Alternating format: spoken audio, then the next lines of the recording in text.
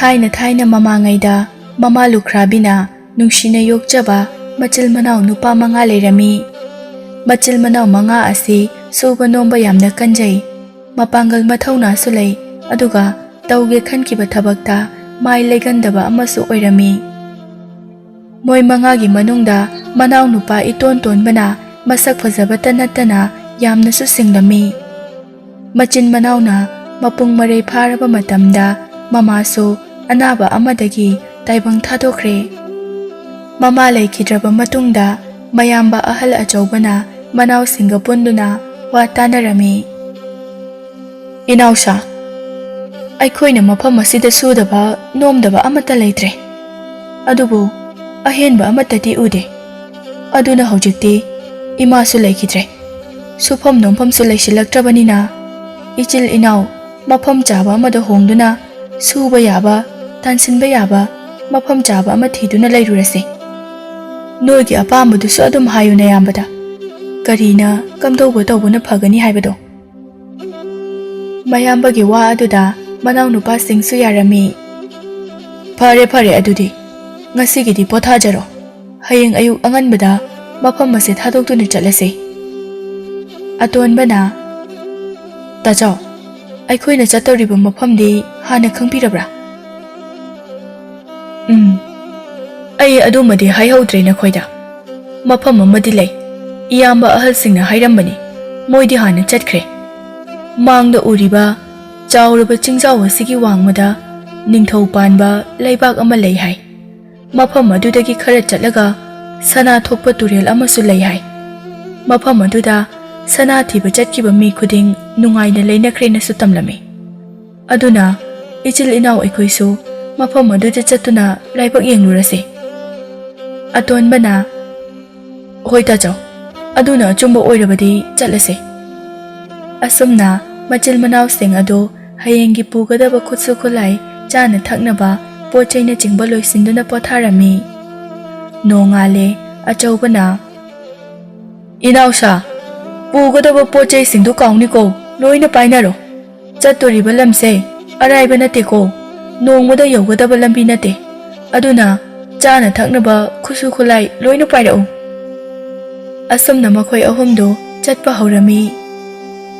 Moy manga aduda yaimana khara kigande mapangalsu kanba khara helami. Asumna leptana lakpana chingkhong yorami. Inawsa chingkhong yorabanina ahingsima potharase. Aduga hayeng kaba hausi.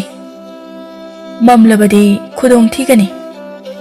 Mafam chaba yengduna chaba yaba chaduna potharami. Moy mangadi kadawriba chingjaw aduda tamthiraba hingchabi ama lay haibasi khanglamde wakhal nungaina potharami. Nonganbaga makha tana machil manaw singdu chingdu kaba haurami. Yaimana as lambi sidi songna songiba lambiga mata leita maleda tajaw. Tajawnadi mi yamna chanai haisibu chumlibra. Ngamsu othokna ngamkhreda. Achawbana ai mang thage kadai thangdu piro mi mayam ama chinga se kaduna chatnakhrabani. Asumna leptana karami. Atonbadi karigumba ama chingnari. Iyamba sing aidi mafam ase kainoma itawda tawe. Ahum subaga mari subagana Atonba nangbu kirabo mayaidasu chatlibani. Noktuna laknai adubu atonbadi hagi oina khalamde. Iyamba kibagi wa nateda chawraba ching songlaba ujaw mayam asini akoina karaise phanasu wangi thengsu thengjila ani. Adubu jiba panba amata hek thengnadri. Saadi lairadana uchek wayagi makhol phawba tade. Atonbana hairise chumdi chume. Aduna inawsa khara cheksina chase. Wadi khara warani. Adubu landabadi yade chingse. Ahum subaga mari subagana hoita chaw. Iyamba anina mangthana chatpiyu. Nanaw akhoi ahumsu inajarake. Kaisu tawroida atonbasina khara kigankhibasina. Hoi Atonbado mayayda lakhaluko ai lambise ꯁꯦꯝꯗꯨꯅ ꯃꯥꯡ ꯊꯥꯈꯤ꯫ ꯃꯅꯥꯎꯁꯤꯡ ꯑꯗꯨꯅ ꯍꯣꯏ ꯇꯥꯆꯧ, ꯑꯁꯨꯝꯅ ꯂꯦꯞꯇꯅ ꯀꯥꯔꯛꯄꯅ ꯃꯇꯣꯟ ꯌꯧꯗꯣꯔꯦ, ꯃꯇꯝꯁꯨ ꯊꯦꯡꯖꯤꯟꯈ꯭ꯔꯦ꯫ ꯑꯆꯧꯕꯅ ꯏꯅꯥꯎꯁꯥ, ꯃꯝꯁꯤꯜꯂꯛꯄꯅ ꯍꯥꯜꯂꯅꯤ, ꯆꯤꯡꯗꯣꯜꯁꯨ ꯌꯧꯔꯕꯒꯨꯝꯕꯅꯤ, ꯑꯍꯤꯡꯁꯤꯃꯁꯨ ꯃꯐꯝ ꯆꯥꯕ ꯌꯦꯡꯗꯨꯅ ꯄꯣꯊꯥꯅꯕ ꯇꯧꯁꯤ, ꯑꯗꯨꯒ ꯍꯌꯦꯡ ꯑꯃꯨꯛ ꯀꯨꯝꯊꯔꯁꯤ꯫ ꯌꯥꯏꯃ, ꯅꯪꯅ ꯃꯐꯝ ꯆꯥꯕ ꯊꯤꯌꯨ, ꯏꯅꯥꯎ ꯑꯍꯨꯝꯁꯤꯅ ꯁꯤꯡ ꯈꯔ ꯊꯤꯌꯨ, ꯃꯩ ꯊꯥꯅꯕ, ꯁꯥ ꯀꯩ ꯂꯩꯔꯝꯂꯕꯁꯨ ꯆꯪꯂꯛꯇꯅꯕ꯫ ꯑꯇꯣꯟꯕꯗꯨꯅ ꯂꯥꯞꯅ ꯃꯩ ꯊꯥꯕꯒꯤ ꯃꯩꯈꯨ ꯀꯟꯅ ꯀꯥꯕ ꯑꯗꯨ ꯎꯔꯝꯃꯤ꯫ ꯏꯌꯥꯝꯕꯁꯤꯡ, ꯑꯥꯗ ꯎꯔꯤꯕꯁꯤꯕꯨ ꯃꯩꯈꯨ ꯅꯠꯇ꯭ꯔꯣ? ꯃꯩ ꯊꯥꯕꯒꯤ ꯑꯁꯤꯕꯨ ꯃꯤꯒ ꯂꯩꯔꯤꯒꯗ꯭ꯔꯥ? ꯃꯌꯥꯝꯕꯁꯤꯡ ꯑꯗꯨꯅ ꯍꯣꯏꯅꯦ, ꯃꯩꯈꯨꯁꯤ ꯃꯩ ꯆꯥꯎꯅ ꯍꯧꯕꯒꯤ ꯃꯥꯜꯂꯤꯅꯦ, ꯃꯣꯏꯁꯨ ꯑꯩꯈꯣꯏꯒꯨꯝꯕ ꯑꯣꯏꯔꯖꯥꯠꯂꯥ? ꯌꯥꯏꯃꯅ ꯇꯥꯆꯧ, ꯃꯐꯝ ꯑꯁꯤꯗ ꯑꯣꯏꯅ ꯆꯠꯄꯅ ꯐꯔꯤꯗ꯭ꯔꯥ? ꯁ꯭ꯋꯥꯏꯗ ꯃꯐꯝ ꯆꯥꯕ ꯑꯃꯠꯇꯁꯨ ꯂꯩꯕ ꯎꯗꯦ꯫ ꯍꯣꯏꯅꯦ ꯌꯥꯏꯃ, ꯑꯗꯨꯅ ꯐꯔꯗ꯭ꯔꯥ?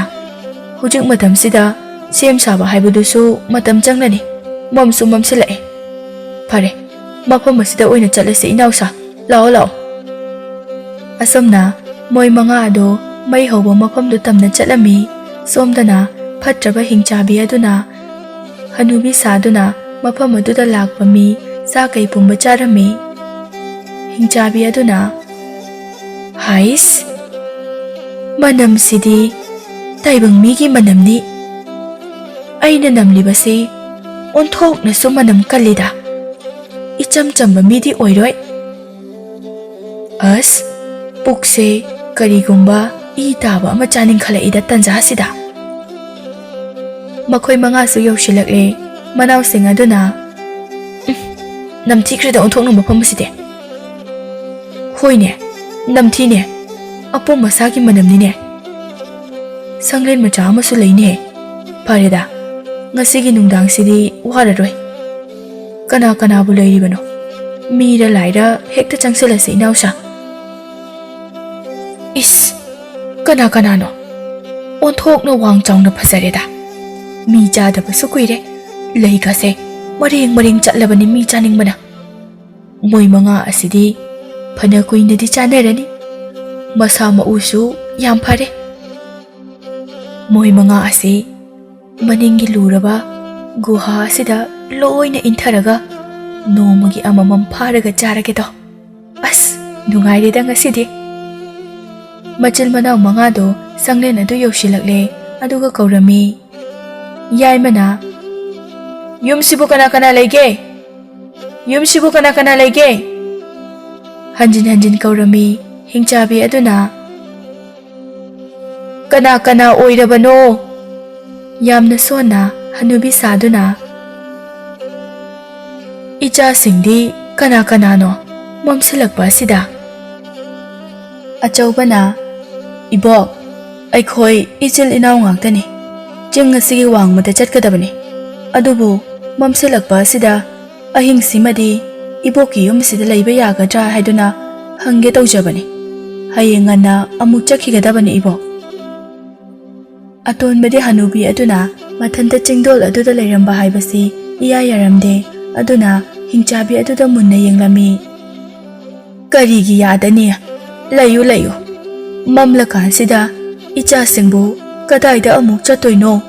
ꯂꯥꯛꯑꯣ ꯂꯥꯛꯑꯣ, ꯏꯃꯨꯡꯗ ꯆꯪꯗꯨꯅ ꯄꯣꯊꯥꯔꯨ ꯂꯥꯛꯑꯣ, ꯑꯩꯁꯨ ꯏꯇꯣꯝꯇꯅꯤ ꯂꯩꯔꯤꯕꯁꯦ꯫ ꯑꯇꯣꯟꯕꯅ ꯏꯕꯣꯛꯄꯨ ꯃꯐꯝ ꯑꯁꯤꯗ ꯏꯇꯣꯝꯇ ꯂꯩꯔꯤꯕꯁꯤꯕꯨ ꯃꯇꯧ ꯀꯔꯝꯅꯅꯣ? ꯀꯤꯗꯕ꯭ꯔꯣ ꯏꯕꯣꯛ?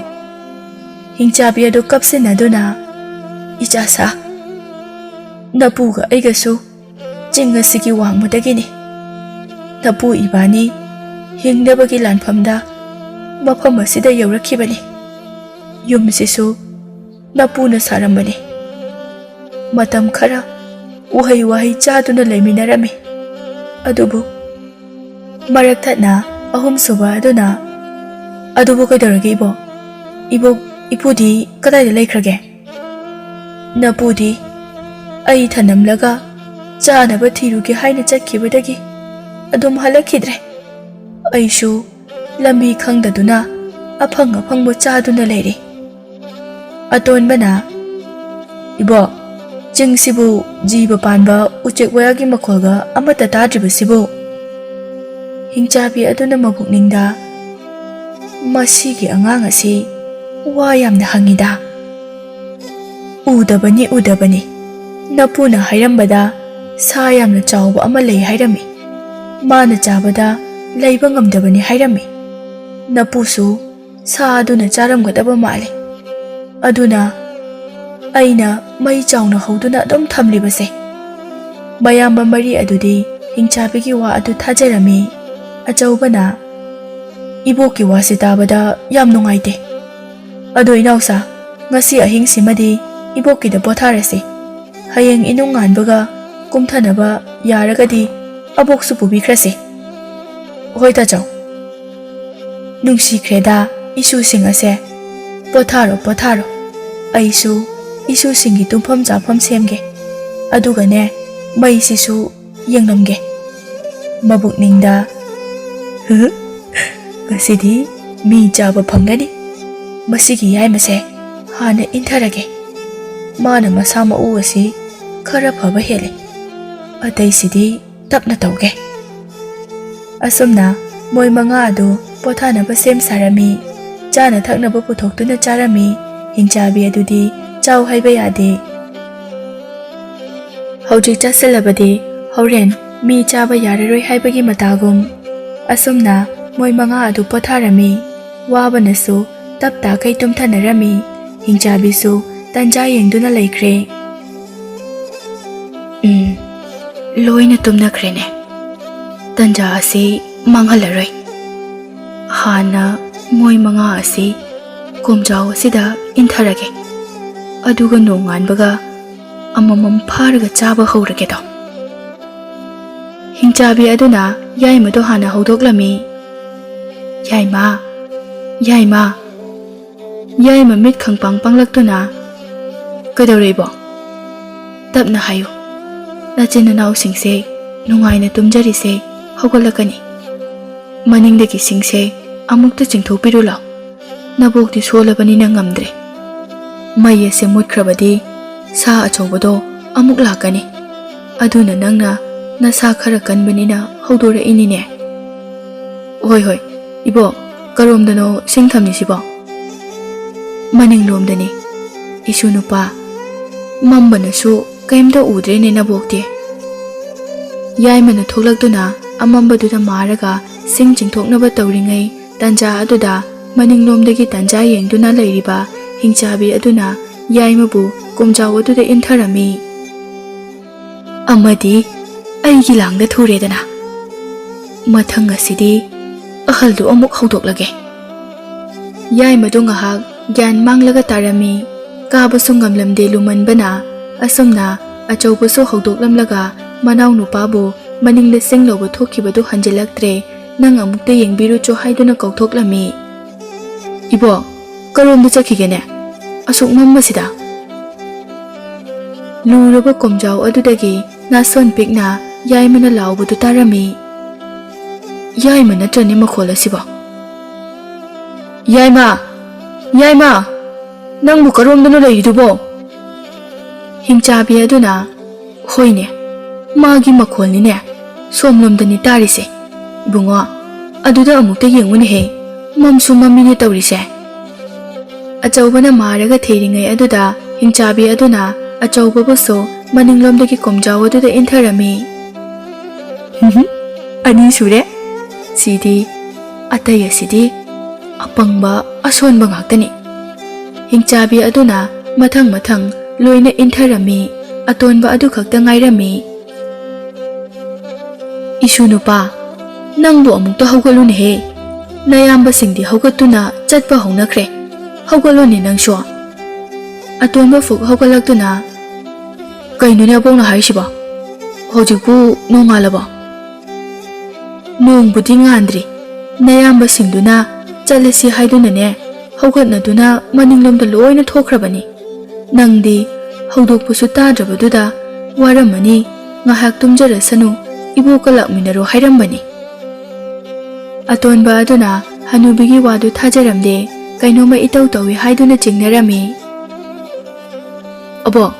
Karomdano iyamba singsina kumkhre haisiba. Iyamba ngainadi aibu thanamlagadi chatloida. Haina tumina sonjai hingchabi aduna maninglomdani isunupa. Ai phi yongki ko nang hana thomo. Hoi hoi ibo ai thomage. Atonbado magi thang adu tumina lauthokuna thoki. Mayamba marina laubadu tarami yamna lapna. Iyamba singi khonjalni tariside. Soidana awafamna taramdani. Si yoradi ai cheksindaba yadre. Hingchabido maningda tumina inarakpada urami atonbana. Ibo ising glass amta puthokpiraudana thaklaga chakhrase. Hoi hoi isunupa. Ising lauthokpa changkringai aduda atonbana mayamba singi khonjal tabadu hai singna changlami komjau adugi manakta. Is iyamba singasidi chawruba komasida loina taduna leiredana. Si yoradi ai lawsing ama tawraga aigi podom ase thadarage. Aduga ai tasinba saraga lumduna leirage. Aduga masigi hingchabi ase thawraba aigi thang asina mangak ase kaktun harage. Asamna atonba aduna magi podom adu thadarami aduga laurami. Ibok ai tasale ai bo mukta kanbiyo. Hingchabi adu chenthorei. Hais onthokna pangkhrida masigi atonba asidia. Mathanta tasinjakra malin he. Pangadi siba tabani ne nachinanaw loina. Hingchabi aduna komadugi manakta changduna yenglami moi mangadu loina komdata tasinkre haina thausadana leiringai atonba aduna tanja yengduna tungdagi magi thawraba thang aduna hingchabi adugi mangak adu patlauna kaklami. Khangbranang ichil inaw bu hatuna chagi khalamba hojikti aigi khuta siredana. Nong sungan phumngam khum tawraklami mayamba manga adu thawri thadaduna chingkhatlami. Aduga hingchabi adu siraba matam aduda magi asengba saktamda onduna taraga leirami. Achawbana is aikhoina leiramliba yum asidi hingchabagi yum oiredana. Inaw atonba leiramdrabadi aikhoi maridi magi makhuta siramnido. Moi manga adu hingchabi adu hatlaba matungda sor sangna hontoktuna makha tana chingdugi wangmada kumtharami. Chingkhong yauduna khongna khara chatlaba matungda khul ama tarami. Khul adu suba nomba kanba ama oirami. Machin manaw mangana leinaba yum ama thiduna leirami. Ahal ani khak leijaba yumsu oirami. Aduga achawbana ahal ani duda sana thokpa turel adugi maramda hanglami. Ima hoigi lamasida sanagi turel ama cheli hai. Aikhogi iyamba ahal singna haibirambani. Moidi chatkibasu mayam yaukre. Ima baba hoidi amukta chatchibara. Mafam aduna sidagi kyam watlibage khanglabadi amukta takpiyu. Nacha singsu mafam aduda chatnaba lakpani. Ahal amana wadu tabada pakhatna hairei. Ichasa madugi turel ado nachindaga panheideko. Icha singna turel adugi damak lakpa oirabadi hankhro nayumda amuk lakki khanganu. Ahal ani adugi wadu tabada machin manaw adu ngaklami. Achawbana karigino imaga ipagana ipa pakhatna adumna haibiribadi. Nacha singbu amukta mayek singhanbiyo. Ichasa noida hairamliba taklamliba makoi adudi hojik hinglibra. Achawbana moidi yumdaga halakhidre. Ima sanagi tureldagi phanglakpa sana sing aduna yum nungaiba ama saduna nungaina lekhre haine. Aranba wani ichasa moising ado nungaina lekhiba nate. Mafam aduda chatkhiba mi amata hingna lakhiba amata yaudri ngasi phawba. Kapai ahal anido aigisu nakhoigumba icha ahumni. Mafam aduda sana thiruni haiduna chatkhiba ado adubu adum halakhidre. Mafam aduda tamthiraba hingchaba ama lei. Turelda kumtharakpa mi khudingmak mana chawraba lin onduna chai ꯑꯗꯨꯒ ꯀꯔꯤꯒꯨꯝꯕ ꯀꯥꯟꯗ ꯆꯥꯅꯕ ꯐꯪꯂꯛꯇ꯭ꯔꯒꯅ ꯈꯨꯜ ꯈꯨꯜꯗ ꯆꯪꯗꯨꯅ ꯃꯤ ꯐꯥꯔꯒ ꯄꯨꯈꯤ꯫ ꯑꯗꯨꯅ ꯏꯆꯥꯁꯥ, ꯅꯣꯏꯁꯨ ꯃꯐꯝ ꯑꯗꯨꯗ ꯆꯠꯀꯦ ꯈꯟꯒꯅꯨ꯫ ꯑꯗꯨꯒꯤ ꯃꯍꯨꯠꯇ ꯌꯨꯝꯗ ꯍꯟꯗꯨꯅ ꯅꯨꯡꯉꯥꯏꯅ ꯂꯩꯔꯨꯆꯣ꯫ ꯅꯣꯏꯅ ꯆꯠꯄ ꯇꯜꯂꯒꯅ ꯏꯃꯥꯒꯤ ꯑꯁꯤꯗ ꯃꯇꯝ ꯈꯔ ꯑꯐꯪ ꯑꯐꯪꯕ ꯊꯕꯛ ꯁꯨꯗꯨꯅ ꯂꯩꯒꯦ ꯍꯥꯏꯔꯕꯁꯨ ꯀꯔꯤꯁꯨ ꯀꯥꯏꯗꯦꯀꯣ꯫ ꯑꯍꯜ ꯑꯅꯤ ꯑꯗꯨꯒꯤ ꯋꯥꯗꯨ ꯇꯥꯕꯗ ꯃꯆꯤꯟ ꯃꯅꯥꯎꯁꯤꯡ ꯑꯗꯨ ꯇꯨꯝꯕ ꯌꯥꯅꯔꯝꯗꯦ꯫ ꯑꯍꯨꯝ ꯁꯨꯕꯒ ꯃꯔꯤ ꯁꯨꯕꯒ ꯑꯗꯨ ꯈꯔ ꯀꯤꯔꯝꯃꯤ꯫ ꯑꯍꯜꯒ ꯌꯥꯏꯃꯒꯗꯤ ꯋꯥꯈꯜ ꯈꯜꯂꯝꯃꯤ꯫ ꯑꯇꯣꯟꯕꯗꯤ ꯇꯨꯃꯤꯟꯅ ꯇꯨꯝꯈ꯭ꯔꯦ꯫ ꯑꯁꯨꯝꯅ ꯑꯍꯤꯡꯗꯨꯃ ꯂꯦꯜꯂꯝꯃꯤ꯫ ꯑꯆꯧꯕꯅ, ꯏꯅꯥꯎꯁꯥ, ꯅꯣꯏ ꯌꯨꯝꯗ ꯏꯃꯥ ꯍꯣꯏꯒꯤ ꯃꯇꯦꯡ ꯄꯥꯡꯗꯨꯅ ꯂꯩꯔꯝꯃꯨ꯫ ꯌꯥꯏꯃꯒ ꯑꯩꯒ ꯊꯕꯛ ꯁꯨꯐꯝ ꯌꯦꯡꯂꯨꯒꯦ ꯃꯇꯝ ꯈꯔꯅꯤꯒꯤ꯫ ꯑꯁꯨꯝꯅ ꯑꯆꯧꯕꯒ ꯌꯥꯏꯃꯒꯗꯨ ꯊꯕꯛ ꯊꯤꯕ ꯆꯠꯈ꯭ꯔꯦ꯫ ꯑꯗꯨꯒ ꯃꯣꯏ ꯑꯍꯨꯝꯅ ꯑꯍꯜ ꯑꯅꯤ ꯑꯗꯨꯒꯤ ꯊꯕꯛ ꯃꯇꯦꯡ ꯄꯥꯡꯗꯨꯅ ꯂꯩꯔꯝꯃꯤ꯫ ꯑꯇꯣꯟꯕꯅ, ꯏꯃꯥ ꯍꯣꯏꯒꯤ ꯏꯪꯈꯣꯜꯁꯤꯗꯤ ꯌꯥꯝ ꯆꯥꯎꯏ꯫ ꯃꯐꯝ ꯑꯁꯤꯗ ꯃꯇꯝ ꯃꯇꯝꯒꯤ ꯍꯦꯟꯁꯥꯡ ꯊꯥꯗꯨꯅ ꯑꯗꯨꯝ ꯍꯤꯡꯕ ꯌꯥꯒꯅꯤ ꯏꯃꯥ꯫ ꯑꯍꯜ ꯑꯅꯤ ꯑꯗꯨꯅ, ꯏꯆꯥ ꯑꯍꯨꯝ ꯑꯗꯨꯒ ꯅꯨꯡꯉꯥꯏꯅ ꯂꯩꯖꯔꯝꯕꯅꯤꯗꯣ꯫ ꯑꯍꯦꯟꯕ ꯄꯥꯝꯕꯗꯒꯤ ꯈꯨꯜꯒꯤ ꯑꯍꯜ ꯑꯃꯅ ꯄꯨꯈꯤꯕꯅꯤ ꯏꯆꯥ ꯑꯍꯨꯝꯗꯣ꯫ ꯑꯗꯣ ꯏꯃꯥ, ꯁꯅꯥꯒꯤ ꯇꯨꯔꯦꯜ ꯍꯥꯏꯁꯤꯕꯨ ꯑꯁꯦꯡꯕꯃꯛꯀꯤ ꯂꯩꯕ꯭ꯔꯅꯦ? ꯑꯩꯗꯤ ꯀꯌꯥ ꯊꯥꯖꯗꯦ꯫ ꯂꯩ ꯂꯩ, ꯂꯥꯞꯄꯦ, ꯑꯩꯈꯣꯏꯁꯨ ꯎꯗ꯭ꯔꯤ꯫ ꯊꯥꯏꯅ ꯑꯍꯜꯈꯩꯅ ꯃꯐꯝ ꯑꯗꯨꯗ ꯆꯠꯇꯨꯅ ꯁꯅꯥ ꯊꯤꯕ ꯆꯠꯅꯔꯝꯃꯤ ꯍꯥꯏ꯫ ꯃꯌꯥꯝꯁꯨ ꯄꯨꯔꯛꯅꯔꯝꯃꯤ ꯍꯥꯏꯅꯩ꯫ ꯁꯣꯝꯗꯒꯤ ꯅꯣꯡꯄꯣꯛ ꯄꯥꯡꯅ ꯑꯗꯨꯝ ꯆꯠꯂꯒ ꯆꯥꯎꯔꯕ ꯁꯨꯛꯂꯕ ꯃꯐꯝ ꯑꯃ ꯊꯦꯡꯅꯒꯅꯤ꯫ ꯑꯗꯨꯒꯤ ꯃꯅꯨꯡꯗ ꯆꯪꯂꯒ ꯑꯗꯨꯝ ꯂꯩꯔꯦ ꯍꯥꯏ꯫ ꯌꯥꯝꯅꯁꯨ ꯐꯖꯩ ꯁꯅꯥꯒꯤ ꯏꯁꯤꯡꯅꯤ ꯆꯦꯜꯂꯤꯕꯗꯣ꯫ ꯐꯖꯕꯅꯁꯨ ꯉꯛꯏ, ꯍꯦꯛ ꯎꯕꯗ ꯄꯪꯊꯩ ꯍꯥꯏꯅꯩ꯫ ꯐꯖꯃꯟꯕꯅ, ꯑꯗꯨꯕꯨ ꯅꯣꯏ ꯆꯠꯀꯦ ꯍꯥꯏꯅ ꯈꯟꯒꯅꯨꯀꯣ꯫ ꯑꯇꯣꯟꯕ ꯑꯗꯨꯅ, ꯆꯠꯂꯣꯏꯗ ꯏꯃꯥ, ꯁꯨꯝ ꯍꯪꯕꯅꯦ꯫ ꯑꯁꯨꯝꯅ ꯃꯌꯥꯝꯕ ꯂꯥꯛꯄ ꯉꯥꯏꯔꯝꯃꯤ꯫ ꯊꯦꯡꯖꯤꯜꯂꯛꯂꯕꯗ ꯃꯌꯥꯝꯕ ꯑꯅꯤꯁꯨ ꯍꯜꯂꯛꯂꯝꯃꯤ꯫ ꯑꯆꯧꯕꯅ, ꯏꯅꯥꯎꯁꯥ, ꯊꯕꯛꯄꯨꯗꯤ ꯐꯪꯂꯦ, ꯍꯌꯦꯡꯗꯒꯤ ꯍꯧꯕ ꯌꯥꯔꯅꯤ꯫ ꯅꯣꯏꯕꯨ ꯍꯩꯅꯒꯗ꯭ꯔꯅꯦ? ꯃꯅꯥꯎ ꯑꯍꯨꯝ ꯑꯗꯨꯅ, ꯀꯔꯤ ꯊꯕꯛꯅꯣ ꯇꯥꯆꯧ? ꯐꯪꯕꯨ ꯐꯪꯂꯗꯤ ꯇꯧꯔꯁꯤꯅꯦ, ꯑꯣꯏꯅꯤꯡꯕ ꯑꯣꯏꯖꯔꯁꯅꯨ꯫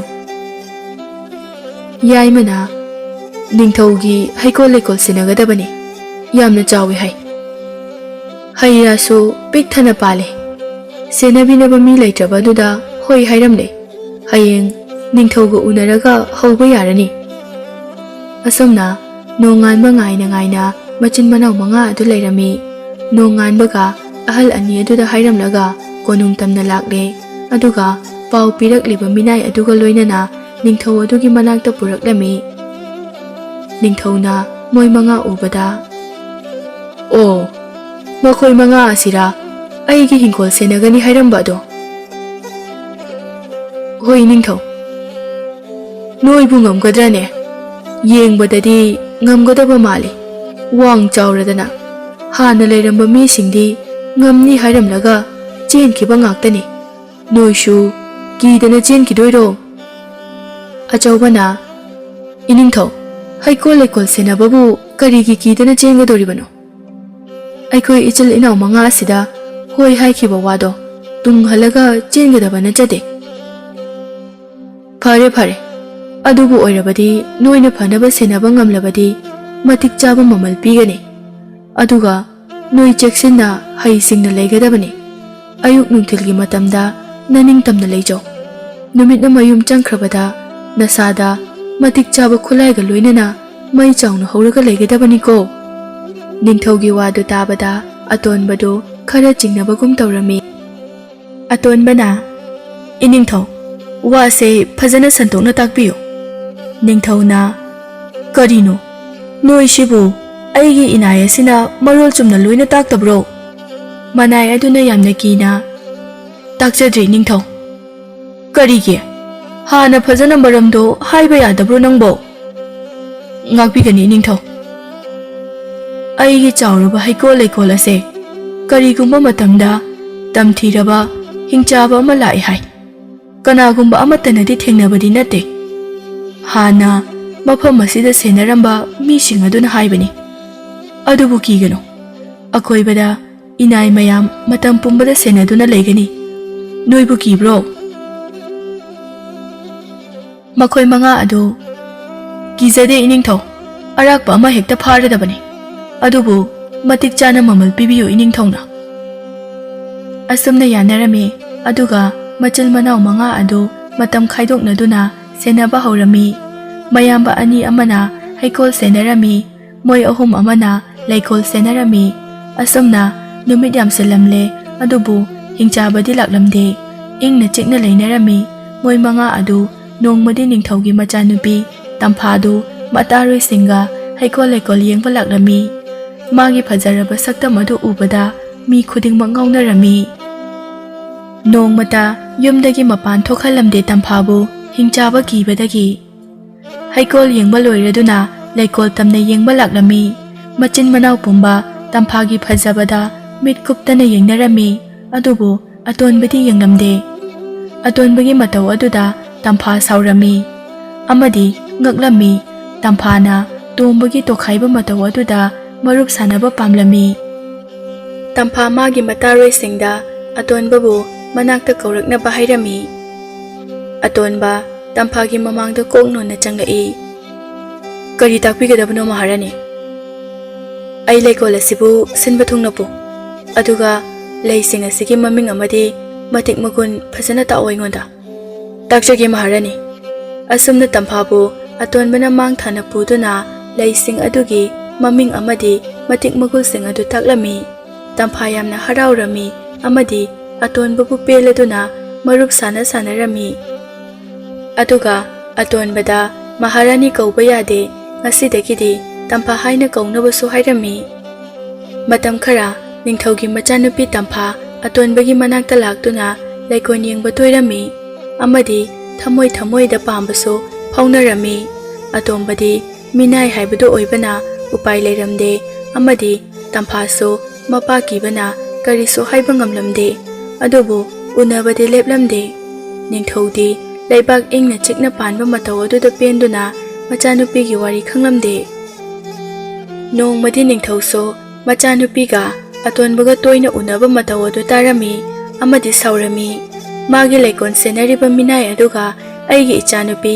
ꯑꯃꯠꯇ ꯄꯣꯛꯆꯕꯤ ꯅꯤꯡꯊꯧ ꯑꯩꯒꯤ ꯏꯆꯥꯅꯨꯄꯤꯒ ꯃꯇꯧ ꯀꯔꯝꯅ ꯂꯣꯏꯅꯕ ꯌꯥꯒꯅꯤ ꯍꯥꯏꯅ ꯂꯩꯕꯥꯛ ꯃꯤꯌꯥꯝ ꯃꯥꯡꯗꯁꯨ ꯈꯪꯅꯔꯛꯂꯕꯗꯤ ꯏꯀꯥꯏ ꯍꯥꯏꯔꯝꯃꯤ꯫ ꯅꯤꯡꯊꯧ ꯑꯗꯨꯅ ꯃꯆꯤꯟ ꯃꯅꯥꯎ ꯃꯉꯥ ꯑꯗꯨ ꯇꯥꯟꯊꯣꯛꯅꯕ ꯈꯜꯂꯝꯃꯤ꯫ ꯅꯤꯡꯊꯧꯅ ꯃꯆꯤꯜ ꯃꯅꯥꯎ ꯃꯉꯥ ꯑꯗꯨ ꯃꯥꯒꯤ ꯃꯅꯥꯛꯇ ꯀꯧꯗꯨꯅ ꯃꯣꯏꯒꯤ ꯃꯇꯝ ꯂꯣꯏꯔꯦ ꯍꯥꯏꯅ ꯇꯥꯛꯂꯝꯃꯤ, ꯑꯗꯨꯒ ꯃꯣꯏꯒꯤ ꯍꯩꯀꯣꯜ ꯂꯩꯀꯣꯜ ꯁꯦꯟꯅꯕꯒꯤ ꯃꯇꯤꯛ ꯆꯥꯕ ꯃꯃꯜ ꯄꯤꯔꯗꯨꯅ ꯆꯠꯅꯕ ꯍꯥꯏꯔꯝꯃꯤ꯫ ꯑꯃꯨꯛ ꯍꯟꯅ ꯂꯥꯛꯇꯅꯕ ꯃꯣꯏꯒꯤ ꯂꯩꯕꯥꯛ ꯊꯥꯗꯣꯛꯅꯕꯁꯨ ꯈꯪꯍꯜꯂꯝꯃꯤ꯫ ꯑꯇꯣꯝꯕꯗꯤ ꯅꯤꯡꯊꯧꯅ ꯄꯤꯕ ꯁꯅꯥ ꯂꯨꯄꯥ ꯐꯤꯔꯣꯜꯗꯨ ꯀꯌꯥ ꯄꯥꯝꯈꯤꯗꯦ꯫ ꯇꯝꯐꯥꯒ ꯑꯃꯨꯛ ꯎꯅꯕ ꯐꯪꯂꯔꯣꯏ ꯈꯜꯂꯨꯕꯗ ꯅꯤꯡꯊꯧꯒꯤ ꯃꯇꯧꯗꯨꯁꯨ ꯑꯇꯣꯟꯕꯅ ꯈꯪꯂꯝꯃꯤ꯫ ꯃꯥꯒ ꯇꯝꯐꯥꯒ ꯄꯨꯟꯗꯅꯕ ꯇꯧꯕꯅꯤ ꯍꯥꯏꯕ ꯇꯝꯐꯥꯗꯤ ꯀꯔꯤꯁꯨ ꯈꯪꯂꯝꯗꯦ꯫ ꯎꯄꯥꯏ ꯂꯩꯇ꯭ꯔꯕ ꯑꯇꯣꯟꯕ ꯃꯌꯥꯝꯕꯁꯤꯡꯒ ꯃꯌꯨꯝꯗ ꯆꯠꯅꯕ ꯂꯥꯛꯂꯝꯃꯤ꯫ ꯑꯍꯜ ꯑꯅꯤꯗꯨꯒꯤ ꯌꯨꯝꯗ ꯍꯥꯟꯅ ꯃꯈꯣꯏꯅ ꯀꯣꯅꯨꯡ ꯊꯥꯗꯣꯛꯄꯒ ꯇꯟꯖꯥ ꯆꯥꯅꯅ ꯍꯤꯡꯆꯥꯕꯗꯨ ꯆꯥꯅꯤꯡꯉꯥꯏ ꯂꯩꯇꯗꯨꯅ ꯁꯅꯥꯊꯣꯛꯄ ꯇꯨꯔꯦꯜꯗꯒꯤ ꯆꯥꯅꯕ ꯊꯤꯕ ꯊꯣꯔꯛꯂꯝꯃꯤ, ꯑꯗꯨꯒ ꯂꯧꯕꯨꯛ ꯏꯪꯈꯣꯜꯗ ꯊꯕꯛ ꯁꯨꯕ ꯃꯤ ꯐꯥꯕ ꯍꯧꯔꯝꯃꯤ꯫ ꯍꯤꯡꯆꯥꯕ ꯑꯃꯨꯛ ꯊꯣꯛꯂꯛꯂꯦ ꯇꯥꯕꯗꯒꯤ ꯅꯤꯡꯊꯧꯅ ꯃꯥꯒꯤ ꯂꯩꯕꯥꯛꯀꯤ ꯃꯤ ꯑꯃꯠꯇ ꯌꯨꯝꯗꯒꯤ ꯊꯣꯛꯇꯅꯕ ꯌꯥꯊꯪ ꯄꯤꯔꯝꯃꯤ꯫ ꯑꯇꯣꯟꯕ ꯇꯝꯐꯥꯒꯤ ꯋꯥꯈꯜꯗ ꯇꯨꯝꯕ ꯆꯥꯕ ꯈꯪꯂꯝꯗꯦ꯫ ꯇꯝꯐꯥꯗꯤ ꯑꯇꯣꯟꯕ ꯂꯩꯔꯤ ꯍꯥꯏꯕꯒꯤ ꯋꯥꯈꯜꯗ ꯍꯤꯡꯆꯥꯕꯒꯤ ꯄꯥꯎ ꯇꯥꯔꯝꯗꯦ꯫ ꯃꯄꯥꯅꯁꯨ ꯇꯥꯛꯂꯝꯗꯦ, ꯀꯥꯗꯒꯤ ꯍꯦꯟꯒꯅꯨ ꯍꯥꯏꯕ ꯅꯠꯇꯅ꯫ ꯅꯣꯡꯃꯗꯤ ꯇꯝꯐꯥ ꯃꯇꯥꯔꯣꯏ ꯑꯃꯒ ꯅꯤꯡꯊꯧ ꯈꯪꯍꯟꯗꯅ ꯑꯇꯣꯟꯕꯒꯤ ꯃꯅꯥꯛꯇ ꯂꯥꯛꯂꯝꯃꯤ꯫ ꯇꯝꯐꯥꯅ ꯂꯩꯀꯣꯜ ꯄꯨꯝꯕ ꯊꯤꯔꯝꯃꯤ, ꯑꯇꯣꯟꯕꯕꯨ ꯀꯧꯗꯨꯅ ꯑꯇꯣꯟꯕ ꯂꯩꯔꯝꯗꯕꯗꯒꯤ ꯇꯝꯐꯥ ꯃꯊ꯭ꯋꯥꯏ ꯅꯨꯡꯉꯥꯏꯇꯅ ꯂꯩꯔꯤꯉꯩ ꯍꯥꯟꯅꯗꯒꯤ ꯃꯤ ꯊꯣꯛꯂꯛꯄ ꯉꯥꯏꯗꯨꯅ ꯂꯩꯔꯤꯕ ꯍꯤꯡꯆꯥꯕꯗꯨ ꯄꯥꯏꯔꯛꯂꯝꯃꯤ ꯇꯝꯐꯥꯒꯤ ꯈꯣꯟꯖꯦꯜ ꯇꯥꯕꯗꯒꯤ, ꯑꯗꯨꯒ ꯇꯝꯐꯥꯕꯨ ꯐꯥꯗꯨꯅ ꯄꯨꯈꯤꯔꯝꯃꯤ꯫ ꯃꯇꯥꯔꯣꯏ ꯑꯃꯗꯨꯅ ꯆꯦꯜꯂꯛꯇꯨꯅ ꯅꯤꯡꯊꯧꯗ ꯇꯝꯐꯥ ꯐꯥꯈ꯭ꯔꯦ ꯍꯥꯏꯕꯗꯒꯤ ꯃꯅꯥꯏ ꯃꯌꯥꯝꯒ ꯁꯒꯣꯜ ꯇꯣꯡꯗꯨꯅ ꯇꯥꯟꯅꯔꯝꯃꯤ, ꯑꯗꯨꯕꯨ ꯍꯤꯡꯆꯥꯕꯗꯤ ꯃꯥꯒꯤ ꯁꯨꯛꯂꯕ ꯖꯪꯒꯜ ꯑꯗꯨꯗ ꯄꯥꯏꯁꯤꯟꯈ꯭ꯔꯦ꯫ ꯃꯅꯥꯏ ꯃꯌꯥꯝꯁꯨ ꯀꯤꯕꯗꯒꯤ ꯆꯪꯕ ꯉꯝꯂꯝꯗꯦ꯫ ꯎꯄꯥꯏ ꯂꯩꯇꯅ ꯅꯤꯡꯊꯧ ꯀꯞꯄ ꯅꯠꯇꯅ ꯎꯄꯥꯏ ꯂꯩꯔꯝꯗꯦ꯫ ꯃꯆꯥꯒꯤ ꯋꯥꯈꯜꯗ ꯑꯉꯥꯎꯕ ꯍꯥꯏꯕꯗꯨꯁꯨ ꯑꯣꯏꯔꯝꯃꯤ꯫ ꯂꯩꯕꯥꯛ ꯄꯨꯝꯕꯁꯨ ꯇꯝꯐꯥ ꯍꯤꯡꯆꯥꯕꯅ ꯐꯥꯈꯤꯕꯒꯤ ꯄꯥꯎ ꯑꯁꯤ ꯇꯥꯟꯅꯔꯝꯃꯤ꯫ ꯑꯇꯣꯟꯕꯅ, "ꯏꯌꯥꯝꯕꯁꯤꯡ, ꯇꯥꯔꯤꯕ ꯄꯥꯎ ꯑꯁꯤꯕꯨ ꯑꯆꯨꯝꯕꯔꯥ? ꯅꯤꯡꯊꯧꯒꯤ ꯃꯆꯥꯅꯨꯄꯤ ꯇꯝꯐꯥ ꯍꯤꯡꯆꯥꯕꯅ ꯐꯥꯗꯨꯅ ꯄꯨꯈ꯭ꯔꯦ ꯍꯥꯏꯔꯤꯕꯁꯦ?" ꯑꯆꯨꯝꯕꯅꯤꯅꯦ ꯏꯆꯥꯅꯨꯄꯥ ꯅꯤꯡꯊꯧꯒꯤ ꯃꯆꯥꯅꯨꯄꯤ ꯑꯗꯣ ꯇꯝꯊꯤꯔꯕ ꯍꯤꯡꯆꯥꯕ ꯑꯗꯨꯅ ꯐꯥꯗꯨꯅ ꯄꯨꯈ꯭ꯔꯦ ꯂꯩꯀꯣꯟꯗ ꯂꯩ ꯌꯦꯡꯕ ꯂꯥꯛꯄꯗ ꯑꯣꯏꯔ ꯃꯥꯜꯂꯦ ꯃꯁꯤꯒꯤ ꯍꯤꯡꯆꯥꯕꯁꯦ ꯂꯩꯔꯤꯉꯩꯗꯤ ꯂꯩꯕꯥꯛ ꯑꯁꯦ ꯋꯥꯈꯤꯅꯤ ꯃꯌꯥꯝꯕꯁꯤꯡꯅ ꯌꯥꯝ ꯅꯨꯡꯉꯥꯏꯇꯦꯅꯦ ꯏꯅꯥꯎ ꯑꯇꯣꯟꯕꯒꯗꯤ ꯌꯥꯝ ꯂꯨꯅ ꯇꯤꯟꯅꯖꯕꯅꯦ ꯑꯣ ꯑꯣꯟꯊꯣꯛꯅ ꯅꯨꯡꯉꯥꯏꯇꯦꯗ ꯑꯩꯈꯣꯏꯅ ꯂꯩꯔꯤꯕ ꯃꯇꯝꯗꯗꯤ ꯅꯣꯡꯃꯇ ꯂꯥꯛꯇꯦ ꯂꯥꯛꯂꯝꯂꯕꯗꯤ ꯃꯗꯨꯒꯤ ꯍꯤꯡꯆꯥꯕꯗꯣ ꯂꯥꯏꯕꯛ ꯆꯥꯡꯌꯦꯡ ꯑꯃ ꯌꯦꯡꯅꯔꯝꯒꯗꯕꯅꯤ ꯍꯧꯖꯤꯛꯇꯤ ꯍꯤꯡꯂꯝꯃꯔꯣꯏ ꯆꯥꯊꯣꯛꯂꯝꯂꯅꯤ ꯑꯇꯣꯟꯕ ꯃꯩ ꯍꯧꯅ ꯁꯥꯎꯔꯝꯃꯤ ꯍꯤꯡꯆꯥꯕ ꯍꯥꯠꯂꯒꯦ ꯍꯥꯏꯅ ꯆꯞ ꯌꯨꯡꯅ ꯂꯦꯞꯂꯝꯃꯤ ꯃꯌꯥꯝꯕꯁꯤꯡꯁꯨ ꯌꯥꯝꯅ ꯁꯥꯎꯔꯝꯃꯤ ꯑꯃꯗꯤ ꯑꯇꯣꯟꯕꯒꯤ ꯃꯇꯧ ꯑꯗꯨ ꯌꯦꯡꯕ ꯉꯝꯂꯝꯗꯦ ꯁꯣꯝꯗꯅ ꯍꯤꯡꯆꯥꯕ ꯑꯗꯨꯅ ꯇꯝꯐꯥꯒꯤ ꯐꯖꯔꯕ ꯃꯁꯛ ꯅꯤꯡꯊꯤꯔꯕ ꯁꯕꯥꯟ ꯑꯗꯨꯗ ꯉꯥꯎꯔꯝꯃꯤ ꯍꯤꯡꯆꯥꯕꯅ ꯆꯥꯒꯦ ꯍꯥꯏꯅ ꯈꯜꯂꯝꯗꯦ ꯃꯥꯃꯗꯤ ꯃꯥꯒꯤ ꯅꯨꯄꯤ ꯑꯣꯏꯒꯦ ꯍꯥꯏꯅ ꯂꯦꯞꯂꯝꯃꯤ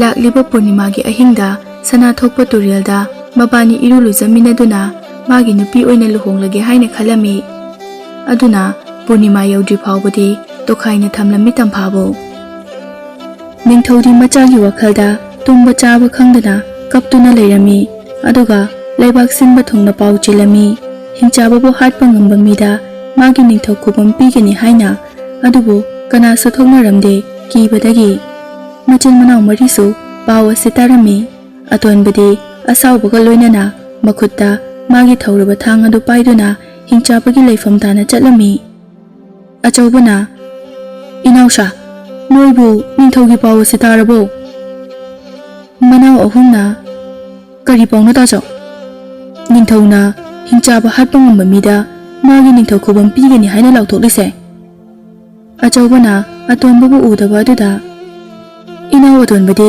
ꯀꯔꯥꯏꯗ ꯂꯩꯈ꯭ꯔꯦ ꯌꯥꯏꯃꯅ ꯉꯁꯥꯏꯋꯥꯏꯗ ꯂꯩꯔꯝꯕꯅꯤ ꯊꯥꯡꯁꯨ ꯐꯦꯡꯂꯝꯕꯅꯤ ꯌꯥꯝꯅ ꯑꯆꯧꯕꯅ ꯏꯅꯥꯎ ꯑꯇꯣꯟꯕꯗꯣ ꯍꯥꯟꯅ ꯑꯃꯨꯛꯇ ꯀꯗꯥꯏꯗ ꯂꯩꯒꯦ ꯍꯥꯏꯗꯨꯅ ꯊꯤꯌꯨ ꯑꯇꯣꯟꯕꯗꯨ ꯊꯤꯔꯝꯃꯤ ꯑꯗꯨꯕꯨ ꯐꯪꯂꯝꯗꯦ ꯑꯍꯜ ꯑꯅꯤꯗꯨꯅ ꯑꯇꯣꯟꯕꯗꯤ ꯊꯣꯛꯈ꯭ꯔꯦ ꯍꯥꯏꯅ ꯇꯝꯂꯛꯏ ꯑꯇꯣꯟꯕꯒꯤ ꯋꯥꯈꯜ ꯈꯪꯕ ꯃꯌꯥꯝꯕ ꯑꯍꯜꯅ ꯑꯁ ꯁꯣꯏꯗꯅ ꯆꯠꯂꯝꯂꯅꯤꯅꯦ ꯏꯅꯥꯎꯁꯥ ꯈꯨꯠꯂꯥꯏ ꯄꯥꯏꯌꯨ ꯑꯇꯣꯟꯕꯒꯤ ꯃꯇꯨꯡꯗ ꯇꯥꯟꯅꯔꯨꯁꯤ ꯃꯌꯥꯝꯕꯁꯤꯡꯗꯨ ꯈꯣꯡꯂꯩ ꯊꯨꯅ ꯑꯇꯣꯟꯕꯒꯤ ꯃꯇꯨꯡ ꯇꯝꯅ ꯏꯟꯅꯔꯛꯏ ꯑꯇꯣꯟꯕꯗꯨ ꯌꯥꯝꯅ ꯁꯥꯎꯅ ꯆꯠꯂꯝꯕꯗꯨ ꯎꯔꯝꯃꯤ ꯃꯅꯥꯛ ꯇꯝꯅ ꯆꯦꯟꯗꯨꯅ ꯈꯥꯝꯂꯝꯃꯤ ꯃꯌꯥꯝꯕꯁꯤꯡ ꯑꯗꯨꯅ ꯑꯆꯧꯕꯅ ꯑꯇꯣꯟꯕ ꯑꯃꯨꯛꯇ ꯉꯥꯏꯈꯣ ꯃꯌꯥꯝꯕꯅ ꯍꯥꯏꯔꯤꯁꯦ ꯃꯨꯟꯅ ꯑꯃꯨꯛꯇ ꯇꯥꯈꯣ ꯇꯥꯆꯧ ꯑꯩꯕꯨ ꯈꯥꯝꯕꯤꯒꯅꯨ ꯅꯅꯥꯎ ꯍꯤꯡꯆꯥꯕꯒꯤ ꯃꯉꯛ ꯀꯛꯇꯨꯅ ꯄꯨꯔꯛꯀꯦ ꯀꯩꯝꯇ ꯄꯥꯈꯠꯄꯤꯒꯅꯨ ꯏꯌꯥꯝꯕꯁꯤꯡ ꯌꯨꯝꯗ ꯄꯣꯊꯥꯕꯤꯔꯝꯃꯣ ꯒ꯭ꯌꯥꯟ ꯇꯥꯅ ꯂꯩꯕꯤꯔꯝꯃꯣ ꯌꯥꯏꯃꯅ ꯑꯇꯣꯟꯕ ꯐꯤꯡꯒꯠꯈꯤꯅꯨ ꯍꯥꯠꯂꯕꯁꯨ ꯏꯆꯤꯜ ꯏꯅꯥꯎ ꯄꯨꯟꯅ ꯆꯠꯇꯨꯅ ꯍꯥꯠꯀꯗꯕꯅꯤ ꯀꯔꯤꯒꯤ ꯏꯅꯥꯎ ꯃꯊꯟꯇ ꯆꯠꯀꯗꯧꯔꯤꯕꯅꯣ ꯑꯗꯨꯕꯨ ꯑꯩꯈꯣꯏ ꯈꯣꯡꯅ ꯆꯠꯇꯨꯅ ꯂꯩꯔꯕꯗꯤ आदा यौबदा वाबना हिंचाबगा मायोकनबा ngamlaroi aduna ningthaugi manakta chatuna sagolarusi aduga chase mayamba singi wadu tabada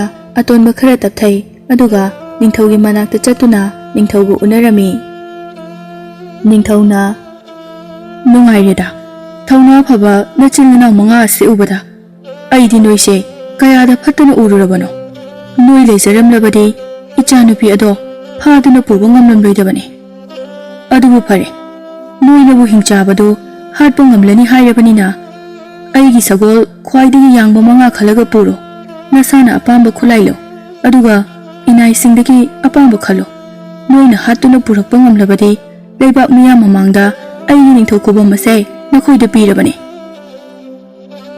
achawbana ichil inau manga tamak chachage sagol adu ta pibiyu mi yamlaga wai chinnabani ningthau inganga I achawbagi wadu tabada asumna ayangba sagol manga tongduna machil manaw adu hingchabagi manak tamna laklami asumna leptana tholakpana hingchaba leiba mafam aduda umang adu yorami machil manaw manga aduna hai singna suklaba umang adu ta changlaklami sagol du kana uroidaba amada mafam chana pulamlaga asum changlakpana sana thokpa turel adu thengnarami mayamba mari adu turel adu ubada mit kuplamde sana machugi ising phajaraba sanagi nung sanagi nga mayam adu ubada mayamba mari adu pangtharami adubu atonbadi ahal aniduna hairakhrabanina gyan tarami turel da pukning changlamde tamphagi wakhal natana Tacho, sana singse puba yaba puduna sagol da hapkatuna iyum lamdam tana chakrase.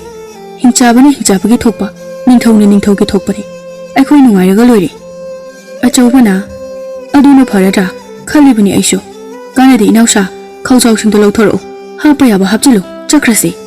Yamna harauna turel aduda chongtharagi matagom mayamba mari adu tawrami. Atonbana iyamba sing amukta maibiko. Aikhoi loina thawai mangba tare. Ising asida khongna khitang bu sokpada hinchaba aduna laina khangkhrani. Achamba hinchaba nate. Turel asida chawraba lin onduna sulai haiba ngami. Hinchaba ni isingda mana laina akhoi manga ase hatpa ngamkhini. Aduna amukta wakal khanthabiko. Sana asidi hinchaba du halaga pubusu yai.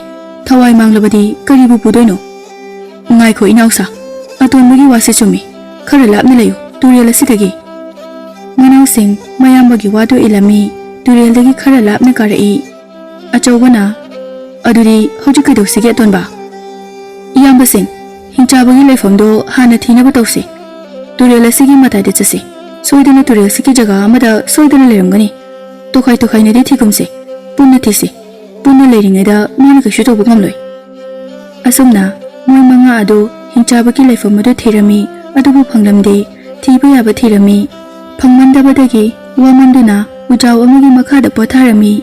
Moi manga adu kari tawgadabano khanglamde. Ngaihak wamanbana sutum tharami. Tumningai tanja aduda khonjel ama tarami. Moi mamit khangsing singi karaidagi no haini yenglami. Mathaklomda mi amagi khonjel tarami. Kappaga aibu kanbiyu aibu chapigano haina mathakta yengkhalubada hinchabana mi ama pharaga chagadabagi putuna leibadu urami. Machil manau manga adu hinchabagi matungda tanarami tumina. Sum tanarakpana hinchabagi surung adu thengnarami. Hinchabana mi phaduna pushinkibadu urami. Achobana ngaikho inausa si yoradi ichil inau watana kisi mafam sukhangnabani na. Yaimana tanja chare tacho changnaga hekta halurase. Atonbana dayai amta maibiko tacho no haisina phani. Haningbagide aidi haningabani. Adubu manungda kamaina tawi kamaina lekhangdabani na hekta changsin baibadu yaroi. Asumna ngaihak watana duna leirami.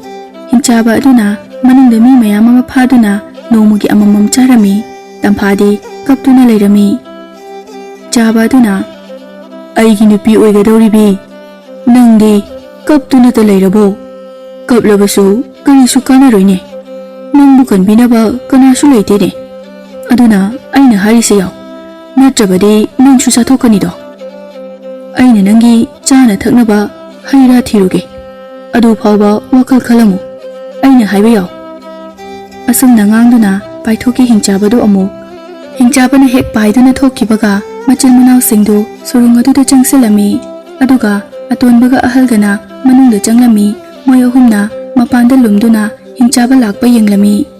Atonbana tachaw yengbiu ada pharaga thamliba mayamse. As onthokna yameda. Loina wabana tata duna leirine. Hoine atonba is mana chana nabani ni mayamse. As haru kayo tariba mayamse yengune. Atonba kaya da minungsi yaudribanu yengune masigi hinchaba se. Sumchangduna thirakpada tampha kaptuna leirambadu urakle. Atonba changsinduna tampha nang yenglamliba oyedako. Aidi nang sikre haiduna kaya da waruraba. Hodikti ai lai nang kasu tawrurui. Asi haiduna konduna kapi. Tampha atonba ubada nang labo atonba aibu mafam asidagi amukta puthokpiyo. Kaigino nang thengna laidi. Asi haiduna hik launa kapi. Achobana atonba matamse thengsilai. Hinchaba lakpana halani kamdusige. Tacho ibani hojik thoklabadi hinchabana lakpana halani. Aduna mapam chaba yengduna lumduna leirase. Tachawna mana pharakpa mi maraksida leiro. Khulai china paiduna aina tamphagi maningi nungmarum asida leirage. Tanja phangbaga halase. Aina tachawna kaurukpaga chinsilao. Aduga tampha nangsu hinchabaduna haiba yaba saraga themlaga thamo. Aikhoi lei haibado khangamba yadeko. Atonba nayamba ahum adudi kamai tawni. Kaisu tawri tachaw aina hairamlabani. Ibani thongmalaktaba tarabadi chango haiduna. Asumna sinaduna mafam chana lotlami ꯍꯤꯡꯆꯥꯕꯗꯨ ꯉꯔꯪ ꯉꯔꯪ ꯉꯪꯗꯨꯅ ꯇꯝꯐꯥꯒꯤ ꯆꯥꯅꯕ ꯄꯨꯗꯨꯅ ꯂꯥꯛꯂꯝꯃꯤ꯫ ꯃꯤꯅꯝꯁꯦ ꯀꯜꯂꯤꯗ, ꯑꯅꯧꯕ ꯃꯤꯒꯤꯔꯥ ꯅꯠꯇ꯭ꯔꯒꯅ ꯑꯩꯅ ꯐꯥꯔꯒ ꯊꯝꯂꯤꯕ ꯃꯣꯏꯒꯤꯔꯥ? ꯑꯇꯣꯞꯄꯒꯤ ꯃꯅꯝꯅꯤ, ꯌꯥꯝ ꯀꯜꯂꯤ, ꯑꯆꯝꯕ ꯃꯤꯒꯤ ꯃꯥꯟꯗꯦꯁꯦ꯫ ꯁꯣꯝꯗꯅ ꯑꯍꯨꯝ ꯑꯗꯨ ꯍꯤꯡꯆꯥꯕ ꯄꯥꯏꯁꯤꯟꯈꯤꯕꯗꯨ ꯎꯔꯝꯃꯤ꯫ ꯃꯣꯏ ꯑꯅꯤꯁꯨ ꯊꯣꯛꯂꯛꯇꯕ ꯑꯗꯨꯗ ꯄꯥꯈꯠꯂꯝꯃꯤ꯫ ꯌꯥꯏꯃꯅ ꯁꯣꯏꯗꯅ ꯈꯨꯗꯣꯡꯊꯤꯕ ꯅꯪꯂꯝꯂꯅꯤ ꯏꯅꯥꯎ ꯑꯇꯣꯟꯕꯒ ꯇꯥꯆꯧꯒꯗꯣ, ꯑꯩꯈꯣꯏ ꯑꯍꯨꯝꯁꯨ ꯆꯪꯁꯤꯜꯂꯁꯤ, ꯈꯨꯠꯂꯥꯏ ꯆꯦꯠꯅ ꯄꯥꯏꯌꯨ ꯏꯅꯥꯎꯑꯅꯤ꯫ ꯍꯣꯏꯗ ꯌꯥꯏ, ꯆꯪꯁꯤꯜꯂꯁꯤ꯫ ꯑꯁꯨꯝꯅ ꯃꯣꯏ ꯑꯍꯨꯝꯁꯨ ꯂꯨꯝꯗꯨꯅ ꯆꯪꯁꯤꯜꯂꯛꯏ꯫ ꯇꯝꯐꯥꯅ ꯍꯟꯕꯤꯔꯛꯂꯕ꯭ꯔꯣ ꯑꯩꯒꯤ ꯅꯨꯄꯥ ꯑꯣꯏꯒꯗꯧꯔꯤꯕ? ꯅꯪꯕꯨ ꯑꯩꯒꯤ ꯆꯥꯅꯕꯗꯤ ꯀꯗꯥꯏꯅꯣ? ꯆꯥꯛ ꯂꯥꯝꯕꯅ ꯌꯥꯗ꯭ꯔꯦ꯫ ꯍꯤꯡꯆꯥꯕ ꯇꯝꯐꯥꯒꯤ ꯋꯥꯍꯩꯗꯨ ꯇꯥꯕꯗ ꯄꯪꯊꯔꯝꯃꯤ꯫ ꯄꯣꯔꯛꯑꯦ ꯄꯣꯔꯛꯑꯦ, ꯑꯩꯒꯤ ꯅꯨꯄꯤ ꯑꯣꯏꯒꯗꯧꯔꯤꯕꯤ꯫ ꯅꯨꯡꯉꯥꯏꯔꯦꯗ, ꯅꯪꯅ ꯒ꯭ꯌꯥꯟ ꯇꯥꯔꯝꯕꯁꯤꯗꯤ꯫ ꯁꯤꯗ ꯂꯩꯔꯁꯦ, ꯅꯪꯒꯤ ꯆꯥꯅꯅꯕ꯫ ꯑꯁ, ꯁꯤꯗꯤ ꯆꯥꯅꯤꯡꯗꯦ, ꯎꯍꯩꯗ ꯁꯨꯝ ꯆꯥꯔꯗꯤ ꯅꯥꯔꯅꯤꯌꯦ, ꯅꯥꯔꯗꯤ ꯀꯃꯥꯏꯅ ꯂꯨꯍꯣꯡꯕ ꯉꯝꯒꯅꯤ? ꯑꯗꯨꯅ ꯑꯩꯗꯤ ꯆꯥꯛ ꯎꯏ ꯎꯏ ꯂꯥꯎꯕꯒ ꯉꯥ ꯅꯞ ꯅꯞ ꯂꯥꯎꯕꯒ ꯊꯣꯡꯕꯗꯣ ꯆꯥꯅꯤꯡꯉꯦ, ꯑꯩꯒꯤ ꯅꯨꯄꯥ ꯑꯣꯏꯒꯗꯧꯔꯤꯕ꯫ ꯇꯝꯐꯥꯒꯤ ꯅꯤꯡꯉꯥꯏ ꯇꯧꯔꯝꯃꯤ꯫ ꯍꯤꯡꯆꯥꯕ ꯑꯗꯨꯅ ꯑꯗꯨꯗꯤ ꯆꯥꯛꯇꯨꯗꯤ ꯀꯗꯥꯏꯗꯒꯤ ꯂꯧꯔꯨꯅꯤ? ꯌꯨꯝ ꯑꯃꯗ ꯍꯦꯛꯇ ꯆꯪꯂꯒ ꯊꯣꯡꯂꯒ ꯄꯨꯔꯛꯑꯒꯦꯗ, ꯂꯩꯔꯝꯃꯨꯀꯣ, ꯑꯩ ꯌꯥꯝ ꯊꯨꯅ ꯂꯥꯛꯀꯅꯤ꯫ ꯑꯁꯨꯝꯅ ꯍꯤꯡꯆꯥꯕꯗꯣ ꯇꯝꯐꯥꯒꯤ ꯆꯥꯛ ꯂꯧꯕ ꯊꯣꯛꯄꯗ ꯃꯣꯏ ꯑꯍꯨꯝꯒ ꯊꯦꯡꯅꯔꯝꯃꯤ꯫ ꯌꯥꯏꯃꯅ ꯍꯦ ꯍꯤꯡꯆꯥꯕ, ꯅꯪ ꯉꯁꯤꯗꯤ ꯑꯩꯒꯤ ꯈꯨꯠꯇ ꯅꯊ꯭ꯋꯥꯏ ꯃꯥꯡꯕ ꯇꯥꯔꯦꯗꯅ, ꯏꯅꯥꯎꯁꯥ ꯊꯥꯡꯗꯨꯅ ꯃꯇꯨꯞ ꯃꯇꯨꯞ ꯀꯛꯎꯍꯦ꯫ ꯑꯩꯅ ꯃꯤꯅꯝ ꯑꯅꯧꯕ ꯅꯝꯃꯦꯗꯤ ꯑꯄꯪꯕ ꯅꯣꯏ ꯑꯣꯏꯔꯦ, ꯉꯁꯤꯗꯤ ꯅꯣꯏ ꯍꯥꯟꯅ ꯆꯥꯔꯒ ꯑꯩꯒꯤ ꯅꯨꯄꯤꯒꯤ ꯆꯥꯛ ꯂꯧꯔꯒꯦꯗꯣ꯫ ꯉꯪꯗꯨꯅ ꯄꯥꯏꯁꯤꯜꯂꯛꯂꯦ꯫ ꯃꯣꯏ ꯑꯍꯨꯝꯗꯤ ꯐꯅ ꯀꯨꯏꯅ ꯐꯨꯅꯔꯝꯃꯤ, ꯑꯗꯨꯕꯨ ꯍꯤꯡꯆꯥꯕ ꯑꯗꯨꯅ ꯂꯥꯛꯆꯕ ꯍꯦꯜꯂꯝꯃꯤ꯫ ꯃꯣꯏ ꯑꯍꯨꯝ ꯐꯨꯅꯕꯒꯤ ꯃꯈꯣꯜ ꯇꯥꯕꯗ ꯃꯌꯥꯝꯕꯗꯨꯁꯨ ꯆꯦꯟꯊꯣꯔꯛꯇꯨꯅ ꯌꯥꯎꯁꯤꯜꯂꯤ꯫ ꯑꯇꯣꯟꯕꯗꯤ ꯀꯥ ꯑꯃꯗ ꯅꯨꯡ ꯑꯃꯒꯤ ꯃꯔꯨꯝꯗ ꯂꯩꯕꯅ ꯀꯌꯥ ꯇꯥꯔꯝꯗꯦ꯫ ꯃꯌꯥꯝꯕ ꯃꯔꯤꯗꯨ ꯍꯤꯡꯆꯥꯕ ꯑꯗꯨꯅ ꯃꯈꯨꯠꯅ ꯀꯟꯕꯗ ꯋꯥꯟꯊꯗꯨꯅ ꯇꯥꯔꯝꯃꯤ꯫ ꯃꯣꯏ ꯃꯔꯤꯅ ꯂꯥꯎ ꯈꯣꯡꯅ ꯐꯨꯅꯕꯗꯨꯗ ꯇꯝꯐꯥꯅ ꯆꯦꯟꯊꯣꯛꯇꯨꯅ ꯌꯦꯡꯂꯨꯏ꯫ ꯑꯁ, ꯁꯤꯗꯤ ꯂꯣꯏꯅ ꯁꯤꯕ ꯇꯥꯔꯦ꯫ ꯑꯇꯣꯟꯕ, ꯑꯇꯣꯟꯕ, ꯇꯥꯕ꯭ꯔꯣ ꯅꯪꯕꯣ? ꯆꯦꯟꯁꯤꯜꯂꯛꯇꯨꯅ ꯀꯧꯏ꯫ ꯍꯤꯡꯆꯥꯕ ꯑꯗꯨꯅ ꯑꯄꯪꯕ ꯃꯔꯤ ꯁꯨꯔꯕ?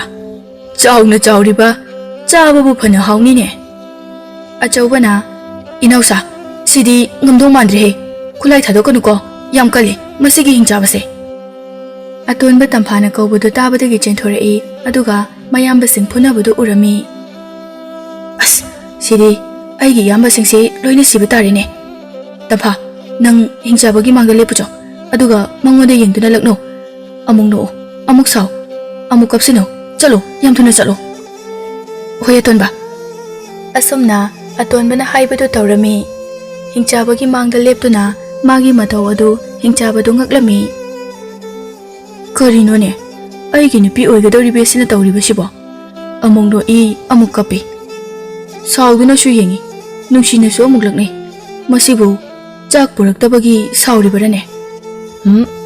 ꯃꯣꯏ ꯃꯔꯤ ꯑꯁꯤ ꯁꯠ ꯁꯠ ꯂꯥꯎꯅ ꯍꯥꯠꯂꯒ ꯆꯥꯛ ꯂꯧꯔꯨꯔꯒꯦꯗ, ꯑꯩ ꯅꯠꯇ꯭ꯔꯕꯗꯤ ꯑꯩ ꯉꯥꯎꯕ ꯇꯥꯔꯦ꯫ ꯍꯤꯡꯆꯥꯕꯗꯨ ꯒ꯭ꯌꯥꯟ ꯃꯝꯂꯝꯃꯤ꯫ ꯉꯥꯏꯍꯥꯛ ꯃꯣꯏ ꯃꯔꯤꯁꯨ ꯇꯝꯐꯥꯒꯤ ꯃꯇꯧ ꯑꯗꯨꯗ ꯉꯛꯂꯝꯃꯤ꯫ ꯇꯟꯖꯥ ꯑꯗꯨꯗ ꯍꯤꯡꯆꯥꯕ ꯑꯗꯨꯅ ꯃꯣꯏ ꯃꯔꯤꯗꯨ ꯍꯥꯠꯂꯒꯦ ꯍꯥꯏꯗꯨꯅ ꯆꯣꯡꯁꯤꯜꯂꯛꯄ ꯑꯗꯨꯗ ꯇꯝꯐꯥ ꯌꯥꯝꯅ ꯍꯔꯥꯎꯅ ꯑꯩꯒꯤ ꯊꯧꯅꯥ ꯐꯔꯕ ꯏꯄꯨꯔꯣꯏꯕ ꯑꯣꯏꯒꯗꯧꯔꯤꯕ, ꯑꯩꯕꯨ ꯅꯨꯡꯁꯤꯅ ꯑꯃꯨꯛꯇ ꯀꯧꯔꯝꯃꯣ, ꯑꯗꯨꯒ ꯃꯣꯃꯣꯟꯗꯣꯛꯅ ꯑꯩꯕꯨ ꯌꯦꯡꯂꯝꯃꯣ꯫ ꯍꯤꯡꯆꯥꯕꯗꯨ ꯇꯝꯐꯥꯒꯤ ꯋꯥꯗꯨ ꯇꯥꯕꯗ ꯆꯞ ꯂꯦꯞꯄꯤ, ꯑꯗꯨꯒ ꯇꯝꯐꯥꯗ ꯌꯦꯡꯗꯨꯅ ꯑꯩꯒꯤ ꯅꯨꯄꯤ ꯑꯣꯏꯒꯗꯧꯔꯤꯕꯤ꯫ ꯑꯁꯨꯝꯅ ꯃꯣꯃꯣꯟꯗꯣꯛꯅ ꯂꯩꯔꯤꯕ ꯇꯟꯖꯥ ꯑꯗꯨꯗ ꯑꯇꯣꯟꯕ ꯃꯥꯒꯤ ꯊꯧꯔꯕ ꯊꯥꯡꯁꯥꯡ ꯑꯗꯨꯅ ꯇꯨꯡꯗꯒꯤ ꯍꯤꯡꯆꯥꯕꯒꯤ ꯃꯉꯛ ꯑꯗꯨ ꯄꯠ ꯂꯥꯎꯅ ꯀꯛꯂꯝꯃꯤ꯫ ꯑꯄꯪꯕ ꯍꯤꯡꯆꯥꯕ, ꯑꯩꯗꯤ ꯅꯪꯉꯣꯟꯗ ꯍꯥꯏꯕꯁꯨ ꯅꯠꯇꯅ ꯑꯩꯒꯤ ꯏꯄꯨꯔꯣꯏꯕ ꯑꯣꯏꯒꯗꯧꯔꯤꯕ ꯅꯪꯕꯨ ꯍꯥꯠꯂꯤꯕ ꯑꯩꯒꯤ ꯑꯇꯣꯟꯕꯗꯅꯦ꯫ ꯑꯇꯣꯟꯕꯅ ꯈꯪꯕ꯭ꯔꯗꯣ ꯍꯧꯖꯤꯛꯇꯤ ꯅꯊ꯭ꯋꯥꯏ ꯃꯥꯡꯂꯦꯗꯅ, ꯑꯩꯒꯤ ꯇꯝꯐꯥꯕꯨ ꯐꯥꯗꯨꯅ ꯄꯨꯕ,